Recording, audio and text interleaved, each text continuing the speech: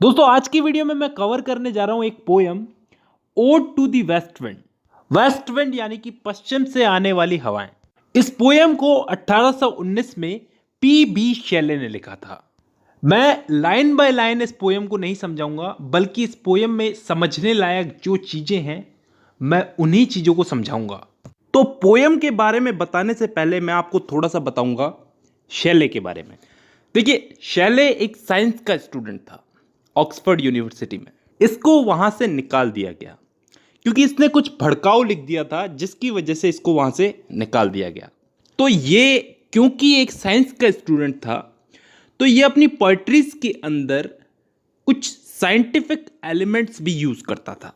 जैसे इसकी एक पोएट्री है द क्लाउड, उसमें साइंस का एक टॉपिक है वाष्पीकरण। वो पूरा एक पोएट्री में बता दिया इसने।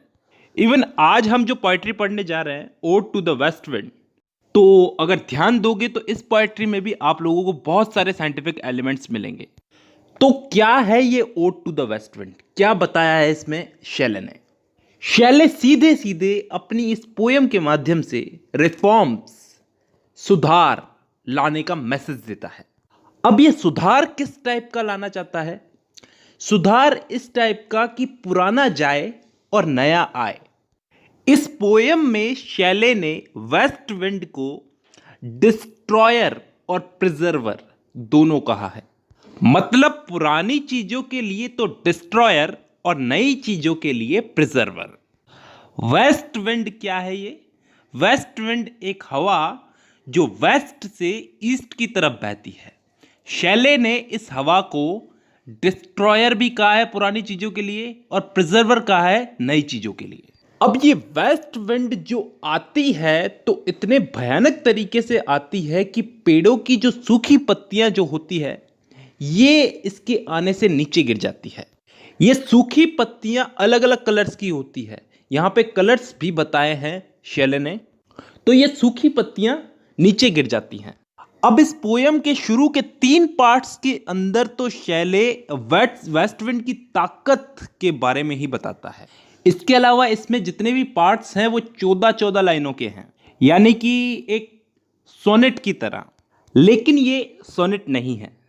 अब इस पोयम की शुरुआत में स्पीकर शेले ये वेस्ट विंड को ओ वाइल्ड वेस्ट विंड कह करके उसे याद करता है, जो सूखे पत्तों को, पेड़ों पे जो सूखे पत्ते होते हैं, डेड लीव्स, उनको अपने साथ ले जाती है, एक जादूगर की तरह जो भूतों को अपने साथ ले जाता है।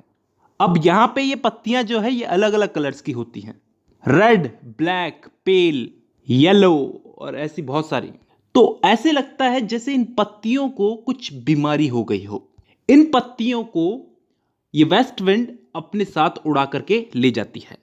इन पत्तियों के साथ साथ वेस्ट विंड कुछ बीजों को भी, सीड्स, उन्हें भी अपने साथ उड़ा करके ले जाती है। और जैसे मुर्दे को दफन करते हैं ना जमीन के नीचे, वैसे ही उन्हें ले जा करके दफन कर देती है।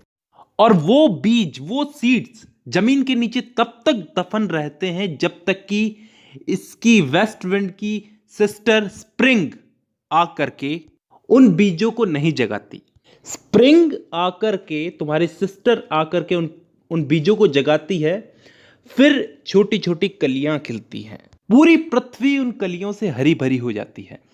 तो कहने का मतलब यह है कि जो पत्तियां हैं जो सूख चुकी हैं, वो पुरानी हो चुकी हैं, तो वेस्ट विंड आकर के उनको तो पेड़ से गिरा देती है, लेकिन बीजों को अपने साथ ले जाकर के जमीन में दफन कर देती है।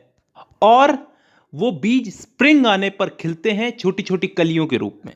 तो वेस्ट विंड पुराने के लिए तो डिस्ट्रॉयर है और नए के लिए प्रिजर्वर। दोस्तों मैं इस पोयम को 3 पार्ट्स में कवर करूंगा, जिसमें क्वेश्चन आंसर्स भी होंगे, इंपॉर्टेंट क्वेश्चन आंसर्स। और ये पहला पार्ट हो चुका है, और दूसरा और तीसरा पार्ट भी आज और कल में ही लाऊंगा। तो दोस्तों आज की वीडियो में तो बस इतना ही। अब मुलाकात होगी आपसे अगली वीडियो में, तब तक के लिए धन्यवाद।